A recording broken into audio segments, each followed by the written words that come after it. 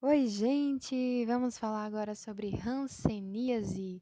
Eu sou Carol e esse é meu canal, Quero Ser Parteira. Esse material que eu uso é o Manual de Gestação de Alto Risco do Ministério da Saúde, que está disponível na internet. É só colocar o título que vocês vão encontrar para baixar. E a gente está vendo a parte de doenças infecciosas na gravidez.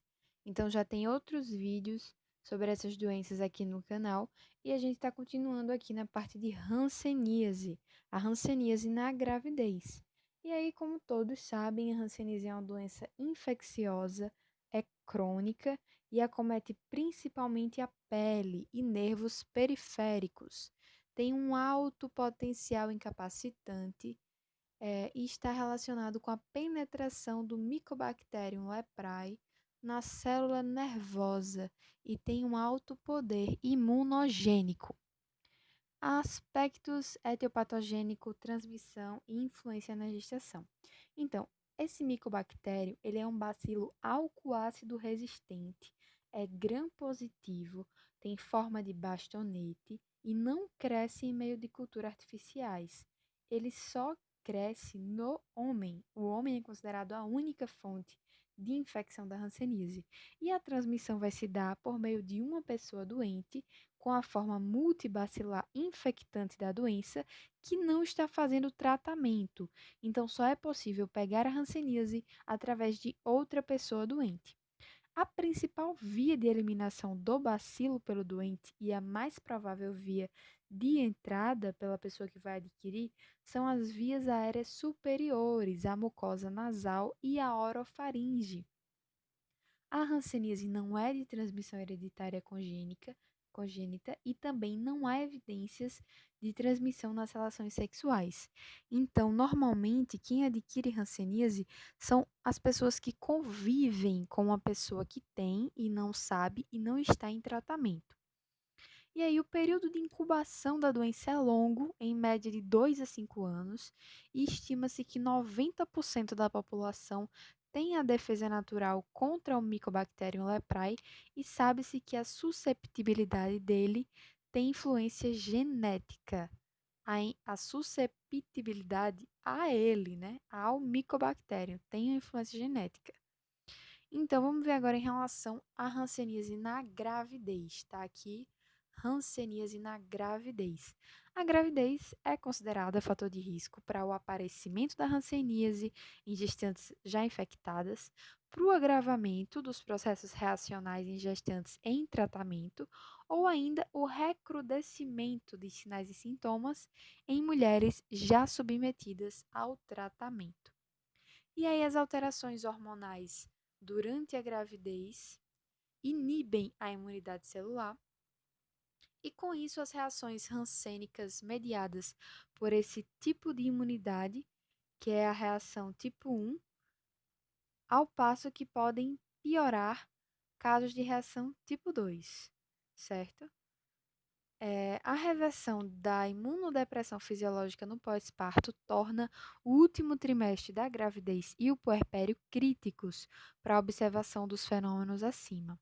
As manifestações clínicas, os principais sinais e sintomas da hanseníase são as manchas esbranquiçadas, chamadas de manchas hipocrômicas, acastanhadas ou avermelhadas, com perda da sensibilidade, a pessoa vai sentir formigamentos, choques e cãibras e vai evoluir para dormência. A pessoa acaba se queimando ou se machucando sem perceber, assim como a gente sabe que ocorre no pé diabético, por exemplo. E aí também pode ter presença de pápulas, infiltrações, tubérculos e nódulos, normalmente sem sintomas. Pode ocorrer também a diminuição ou queda de pelos, localizada ou difusa, especialmente nas sobrancelhas. E aí, se você for estudar a hanseníase mais a fundo, tem vários termos para as alterações, para as manifestações que vão ocorrer. Mas o nosso foco aqui é a hanseníase na gravidez. Por isso que primeiro o manual ele dá uma recordação do que seja a doença no todo e depois ele vem falar especificamente a doença na gravidez. No caso aqui é a hanseníase. E aí ele mostra aqui outros sinais e sintomas que têm sido também observados, porém menos frequentes, que são dor e ou espessamento de nervos periféricos, diminuição e ou perda de sensibilidade nas áreas dos nervos afetados, principalmente nos olhos, mãos e pés, a diminuição e ou perda da força nos músculos inervados por estes nervos, principalmente nos membros superiores e inferiores e, por vezes, pálpebras. Edema de mãos e pés, febre e artralgia, entupimento, feridas e ressecamento do nariz, nódulos eritematosos dolorosos, mal-estar geral e ressecamento dos olhos. Então, também, para quem sabe um pouco sobre hanseníase, ele vai falar aqui mais à frente a questão do diagnóstico, que é essencialmente clínico, por meio do exame dermatoneurológico, que aí ele vai, profissional para diagnosticar hanseníase, vai fazer esse exame que tem várias técnicas lá, usa o calor, usa o frio, usa alfinete para ver a questão da dor, usa algodão para ver a questão da percepção, né? E também tem um aparelho assim, não sei se vocês já viram, que eu esqueci o nome, é um nome bem difícil. Eu acho que é estesiômetro o nome, se eu não me engano, que são os microfilamentos que são usados para medir. Deixa eu colocar aqui para ver se é esse nome mesmo. Estesiômetro, que são usados para medir a sensibilidade da pessoa, sabe? Nas determinadas áreas. É isso mesmo, é estesiômetro, que são os monofilamentos. Inclusive apareceu o preço aqui super caro, oxe, R$ 182,90. Deve ser um kit com milhões, não? Meu Deus, deixa eu olhar aqui se é isso mesmo. E era mais caro, era R$ 245, ainda tá na promoção. Eu achava que era super barato. Enfim, esse tipo de aparelho que eu acho que vocês já viram, que são os negocinhos coloridinhos, que aí vai ser usado para fazer esses testes aqui também, certo? Ele vai falar aqui, tem aqui o nome, gente, ó, estesiômetro, né? Eu fui explicar antes de ler, mas aqui ele está explicando tudo. Então, o diagnóstico é feito é clínico, feito por esse exame dermatoneurológico, que vai identificar as lesões ou áreas da pele com alterações de sensibilidade e ou comprometimento de nervos periféricos, sensitivo, motor e ou autonômico.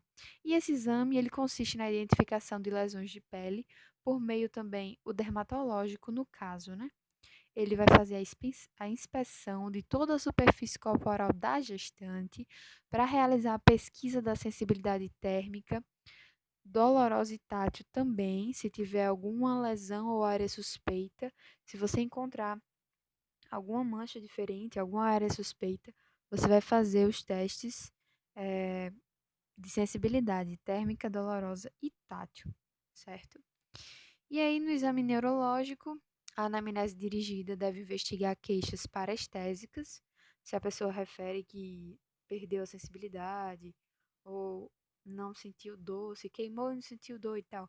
Se a pessoa referir alguma dessas coisas, você pode associar a possível hanseníase e fazer essa investigação mais a fundo. E aí também tem a questão da palpação dos nervos, que também é feita, também teste da sensibilidade, teste da força muscular. E aí, vários materiais podem ser utilizados para o teste da sensibilidade. Para avaliar a sensibilidade ao calor, usar tubo com água quente e outro com água fria, ou algodão seco e molhado em éter ou álcool. Para avaliar a sensibilidade à dor, utilizar a cabeça e a ponta de um alfinete. E para a sensibilidade ao tato, utilizar um chumaço de algodão. O uso de Eita! Monofilamentos de nylon ou estesiômetros, se disponíveis, está indicado para mapear as áreas anestésicas nas extremidades e olhos. É fundamental registrar em prontuário todo o exame, inclusive tem uma ficha para registrar esse exame, que eu acho que deve estar disponível nessas coisas do Ministério da Saúde, que tem de programa de atenção a hanseníase e tal. Tem várias coisas. É muito interessante estudar sobre a hanseníase. E quem se interessar por esse assunto vale a pena dar uma olhada mais a fundo. E aí tem aqui ele mostrando os principais troncos nervosos periféricos acometidos na hanseníase, que vai ser os nervos da face, braços e pernas. E aí ele fala, né? Trigêmeo facial, radial, ulnar mediano, fibular e tibial.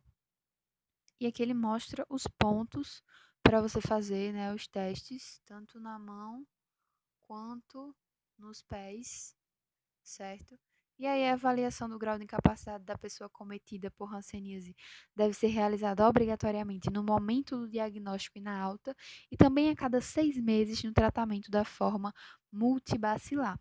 E esse procedimento permite conhecer se o diagnóstico é precoce ou tardio, o percentual de casos novos com deformidades, além de subsidiar o planejamento de ações de prevenção de incapacidades.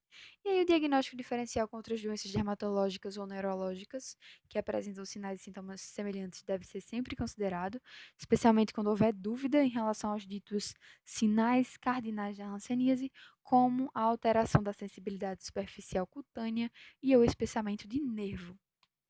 E aí tem a classificação, né? A classificação operacional dos casos de hanseníase que está aqui, para fins de tratamento da doença.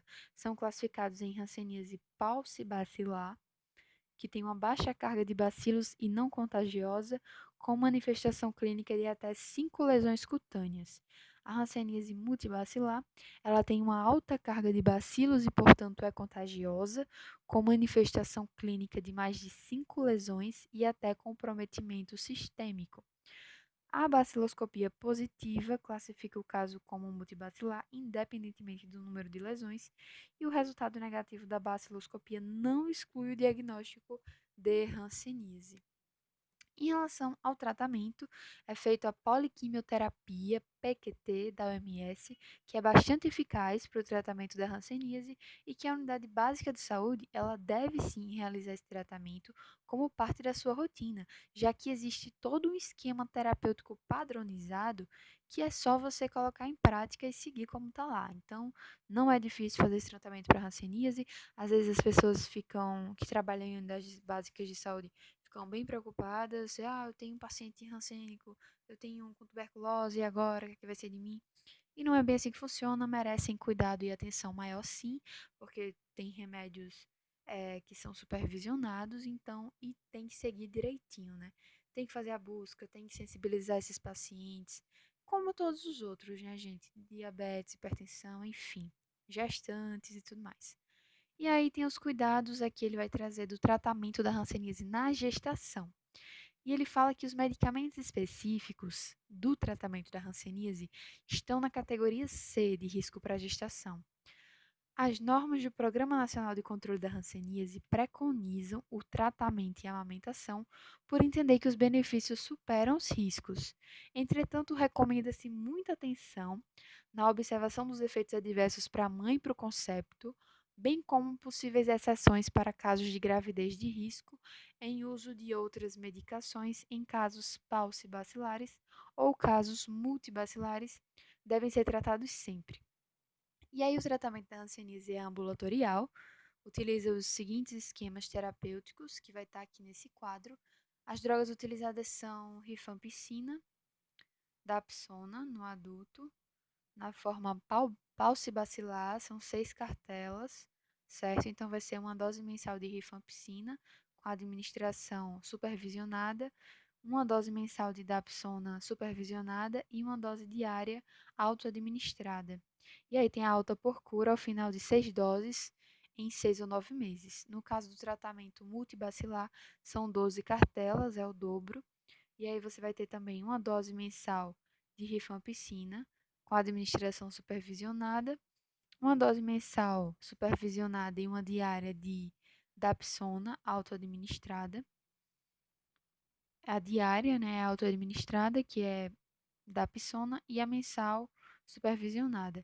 E a clofazimina, uma dose mensal com administração supervisionada e uma dose diária auto-administrada. A clofazimina, ele relata aqui que ela atravessa a barreira placentária, pode pigmentar a pele do bebê e o leite, com reversão após a suspensão da droga. Aqui na dapsona, na paucibacilar, ele fala que ela é bem tolerada, que podem ocorrer efeitos adversos no início do tratamento, e as mais comuns são a anemia hemolítica, metaemoglobinemia e a anemia normocítica. E a mais grave, a síndrome de hipersensibilidade, a adaptação não é excretada no leite. Como falou lá em cima, né? O benefício supera o risco, então o tratamento é realizado. E aí tem aqui o segmento de casos ainda. Vai dar tempo de falar disso nesse vídeo. Vamos lá. Não tem muito mais não. Segmento de casos. As gestantes devem ser agendadas de rotina a cada 28 dias para receberem, além das orientações e avaliações, a administração da dose supervisionada e nova cartela com os medicamentos para as doses auto-administradas em domicílio. A orientação sobre a vinda dos contatos para exame é fundamental, fundamental mesmo. As técnicas de autocuidado deverão fazer parte da rotina de atendimento às gestantes e sua família. Revisar mensalmente a realização dessas técnicas para evitar a piora das consequências da lesão neurológica. Pessoas com hanseníase que apresentem outras doenças associadas, como AIDS, tuberculose, nefropatia, hepatopatia, endocrinopatia ou outras que as classifiquem como gestação de alto risco, deverão ser encaminhadas às unidades de saúde de maior complexidade para avaliação. Os casos suspeitos de efeitos adversos às drogas da poliquimioterapia devem ter seu esquema terapêutico suspenso temporariamente, com imediato encaminhamento para avaliação em unidade de saúde de média e alta complexidade. E as gestantes deverão ser orientadas para retorno imediato à unidade de saúde no caso de aparecimento de novas lesões de pele e ou de dores nos trajetos dos nervos periféricos ou piora de déficit sensitivo ou motor. Então, para finalizar, a gente vai ver aqui os estados reacionais, que são as reações rancênicas. São manifestações agudas ocasionadas por alterações do sistema imunológico da pessoa atingida pela hanseníase, os quais vão surgir por meio de manifestações inflamatórias agudas e subagudas, que podem ocorrer antes, durante ou depois do tratamento da poliquimioterapia, tanto nos casos paucibacilar como nos multibacilar. E aí existem as reações do tipo 1, do tipo 2. Tipo 1 ou reação reversa são caracterizadas por infiltração, alteração da cor, edema nas lesões antigas, surgimento de novas lesões dermatológicas, comprometimento de nervos periféricos, com ou sem lesões cutâneas agudas. As de tipo 2, ou eritema nodoso rancênico, caracteriza-se por apresentar nódulos subcutâneos dolorosos, acompanhados ou não de febre, dores articulares e mal-estar generalizado, irite ou iridociclite, que eu não faço ideia do que seja isso, orquiepididimite, gente, eu não faço ideia do que seja isso, vamos pesquisar pra já, tá? Depois do vídeo a gente vai pesquisar. Eu só não vou pesquisar isso agora porque já tá muito grande o vídeo. Edema de mãos e pés reacionais, glomerulonefrite. E aí, além da gravidez, outros eventos como transtornos hormonais, infecções concomitantes e até situações de estresse são considerados fatores desencadeadores das reações de hanseníase. O comprometimento de nervos periféricos, que chama de neurite, é uma ocorrência considerada situação de urgência, requer atendimento nas primeiras 24 horas. Nas situações em que há dificuldade de encaminhamento imediato, tem os procedimentos para ser aplicados até a avaliação. Orientar repouso do membro afetado em caso de suspeita de neurite, iniciar a prednisona na dose de 1 mg por quilo por dia, devendo ser tomadas as seguintes precauções para sua utilização: registrar o peso, pressão arterial, a taxa de glicose e fazer o tratamento para estrongiloidese. Se eu não me engano, estrongiloidese é aquela doença parecida com a elefantíase. Mais uma coisa para a gente pesquisar quando acabar o vídeo, tá? A corticoterapia prolongada para esses casos implica acompanhamento especial da gestante. Outra indicação terapêutica para os casos reacionais é a talidomida, que é teratogênica, contraindicada para mulheres em idade fértil e em gestantes. A sua utilização tem que seguir os procedimentos da Anvisa e após o parto, caso seja indicado o seu uso, as mulheres têm que ser submetidas a 2 métodos anticonceptivos, contraceptivos e monitoradas de forma rigorosa. Então, é bem rigoroso, nem eu sabia que era tão rigoroso assim. Para finalizar, finalmente, só esse trechinho aqui de vigilância epidemiológica, que é bem importante, né? A gente sabe da importância tanto para estudo quanto para saúde mesmo, é bem importante que exista. E essa vigilância da hanseníase utiliza o sistema passivo de notificação dos casos confirmados. Então, tem por finalidade descobrir os casos dos contatos intradomiciliares, com especial atenção na investigação dos contatos de menores de 15 anos, já que esta situação de adoecimento mostra que há transmissão recente e ativa que deve ser controlada. Para fins operacionais, considera-se contato intradomiciliar toda e qualquer pessoa que resida ou tenha residido com o doente de hanseníase nos últimos 5 anos. E após a avaliação, se o contato for considerado indene, ou seja, não doente, avaliar a cicatriz vacinal do BCG e seguir a recomendação para a administração de uma dose de reforço. Bem grande hanseníase, como a gente pôde ver, né? Porque tem muito detalhe. E é isso, gente. Vocês viram que não tem muita diferença, né, da hanseníase na grávida para não grávida. Só algumas observações, assim como as outras infecções, para ter maior cuidado por conta do maior risco de complicações e algumas drogas também que devem ser usadas com bastante cuidado. Eu espero que vocês tenham gostado. Eu espero que o áudio tenha ficado alto, porque tem ficado baixo esses aplicativos de gravação de tela não estão gravando muito bem o áudio, mas eu vou providenciar o microfone, eu acho, tá? Então, eu cito beijos pra vocês. Quem tiver interesse, segue lá no Instagram e no Facebook. Quero ser parteira. Tamo na reta final. Falta um mês, praticamente, para a prova da residência.